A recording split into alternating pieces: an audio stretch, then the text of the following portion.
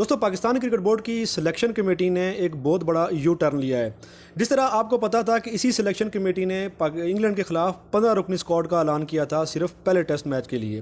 جب سے ہی انہوں نے 15 رکنی اسکواڈ کا اعلان کیا، اس کے بعد سوشل میڈیا کے اوپر اس سلیکشن کمیٹی کے اوپر بہت زیادہ شدید تنقید کی جا رہی تھی سلیکشن کمیٹی پر، کیونکہ انہوں نے جس 15 رکنی اسکواڈ کا اعلان کیا اس کے اوپر بہت زیادہ کوسچن مارک تھے۔ اب سوشل میڈیا کے اس پریشر کے بعد اور پاکستان کے مختلف ٹی وی چینلز کے اوپر بھی اس سلیکشن کمیٹی کے اوپر تنقید کی جا رہی تھی، پاکستان کے سابق کرکٹرز کی طرف سے بھی اور سپورٹس جرنلسٹ کی طرف سے بھی، کہ آپ نے یہ 15 رکنی اسکواڈ کس بیس کے اوپر سلیکٹ کیا ہے۔ اب انہوں نے ایک بہت بڑا یو ٹرن لیا ہے۔ انہوں نے یو ٹرن یہ لیا ہے کہ لیگ سپنر زاہد محمود کو بھی انکلیوڈ کیا ہے، جو پری ٹیسٹ کیمپ چل رہا ہے ملتان میں، بطور 16ویں کھلاڑی وہ اس کیمپ میں شرکت کریں گے، لیکن انہوں نے ایک لالی پاپ بھی ساتھ دے دیا ہے۔ اب کھیلیں گے وہی 15 ہی جو انہوں نے اعلان آلریڈی کر دیا ہے، لیکن سوشل میڈیا کے اوپر اور پاکستان کے ٹی وی چینلز کے اوپر جو بار بار ڈسکس کیا جا رہا تھا کہ آپ نے کامران غلام کو کیوں نہیں سلیکٹ کیا، کوئی ایک اس کی جسٹیفیکیشن بتا دیں، کوئی ایک ریزن بتا دیں تاکہ ہمیں سمجھ آ جائے کہ آپ نے کامران غلام کو اس اسکواڈ میں شامل کیوں نہیں کیا، حالانکہ ان کی پرفارمنس بھی ہے ڈومیسٹک کرکٹ میں، لسٹ اے کرکٹ میں بھی ان کی پرفارمنس ہے، ابھی جو چیمپئنز کپ چل رہا ہے اس میں وہ 200 بھی بنا چکا ہے۔ تو انہوں نے کیا کہ کامران غلام کو اور محمد علی کو بطور ریزرو رکھ لیا ہے۔ اب وہ ساتھ یہ بھی کہا ہے کہ یہ دونوں بطور ریزرو رہیں گے اور ڈومیسٹک کرکٹ بھی کھیلتے رہیں گے۔ جیسے ہی پی سی بی کو ان کی ضرورت پڑی انگلینڈ کے خلاف اس 3 ٹیسٹ میچوں کی سیریز میں، تو ان کو انکلیوڈ کر دیا جائے گا۔ مطلب ایک لالی پاپ دے دیا گیا ہے صرف اس پریشر کو ہینڈل کرنے کے لیے جو اس وقت سوشل میڈیا کے اوپر بھی اور پاکستان کے مختلف ٹی وی چینلز پر سابق cricketers, sports journalist Pakistan cricket board کی اس موجودہ سلیکشن کمیٹی کو، جس کو اس وقت لیڈ کر رہے ہیں محمد یوسف صاحب، اس کو تنقید کا نشانہ بنا رہے ہیں۔ ہماری کرکٹ کا المیہ یہ ہے کہ ہمارے یہ سابق کرکٹرز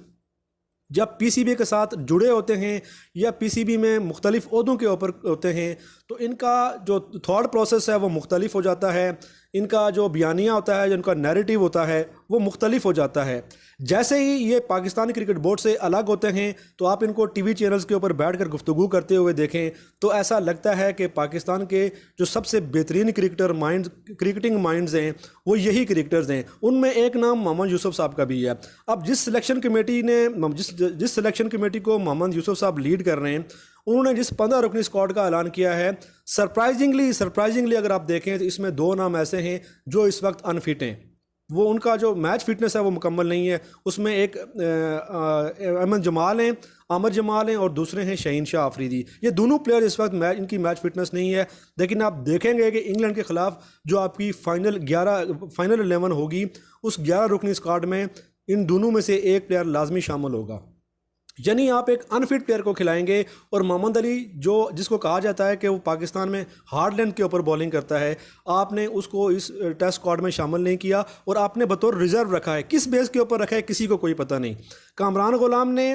رنز کے انبار لگا رکھے ہیں ڈومیسٹک کرکٹ میں، ان فارم پلیئر ہے، لیکن آپ اس کو ٹیم میں شامل نہیں کر رہے۔ عبداللہ شفیق تواتر کے ساتھ ناکام ہے، وہ ٹیم میں شامل ہیں۔ مجھے یہ سمجھ نہیں آ رہی کہ سلیکشن کمیٹی کا جو کرائٹیریا ہے وہ کیا ہے، کس بیسس کے اوپر آپ سائم ایوب کو ٹیسٹ کرکٹ کھلا رہے ہیں۔ جس طرح ایک سپورٹ جرنلسٹ ہے نا، وہ کہتے ہیں کہ انہوں نے کچا توڑا ہے۔ اب اس پلیئر کو یہ ٹیسٹ کرکٹ کھلا رہے ہیں جو ناکام جا رہا ہے۔ آپ کے کپتان شان مسعود کی پرفارمنس ہمارے سامنے ہے، ایون کہ بابر اعظم پچھلے 16-17 اننگ سے ناکام چل رہے ہیں، آپ کے آغا سلیمان ناکام چل رہے ہیں، نائب کپتان جو ہیں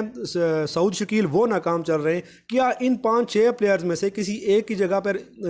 کامران غلام کی جگہ نہیں بنتی تھی؟ لیکن انہوں نے اب ایک نیا یو ٹرن لیا ہے اور خود ہی اپنا مذاق اس وقت سوشل میڈیا میں اڑا رہے ہیں۔ نہ صرف ٹی وی چینلز پر ہماری سلیکشن کمیٹی کا مذاق اڑایا جا رہا ہے، سوشل میڈیا کے اوپر بھی دیکھیں، اور جو دوسرے کرکٹ کھیلنے والے ممالک ہیں وہ بھی ہمارا مذاق اڑا رہے ہیں، کیونکہ ہماری کرکٹ کی ڈاؤن فال کی بنیادی وجہ یہی ہے کہ ہماری جو مینجمنٹ ہے وہ ایک پیج کے اوپر نہیں ہے، وہ پسند ناپسند کے اوپر ٹیم سلیکٹ کرتی ہے، جس کا نقصان ہم دیکھ رہے ہیں ہمارے ساتھ کیا ہوا ہے۔ تاریخ میں پہلی بار ہمیں بنگلہ دیش سے اپنی ہی ہوم کنڈیشن میں 2-0 کی شکست ہو چکی ہے۔ اب دیکھنا یہ ہے کہ سلیکشن کمیٹی نے جو یہ 15 رکنی اسکواڈ کا اعلان کیا ہے، بیسیکلی یہی 15 پلیئرز کھیلیں گے۔ جو انہوں نے باقی 3 پلیئرز کا نام لیا ہے، وہ صرف انہوں نے ایک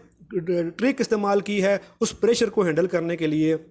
جو اس وقت اس سلیکشن کمیٹی کے اوپر تنقید کر رہے ہیں لوگ سوشل میڈیا کے اوپر بھی اور پاکستان کے ڈیفرنٹ ٹی وی چینلز کے اوپر بھی، کہ آپ نے ان 3 پلیئرز کو ٹیم سے باہر کیوں رکھا ہے، اس کی کوئی ایک جسٹیفیکیشن دے دیں۔ اب ان کے پاس ان سوالوں کے کوئی جواب نہیں تھے، تو انہوں نے ٹیکل کرنے کے لیے، اس چیز کو ہینڈل کرنے کے لیے کیا کیا ہے کہ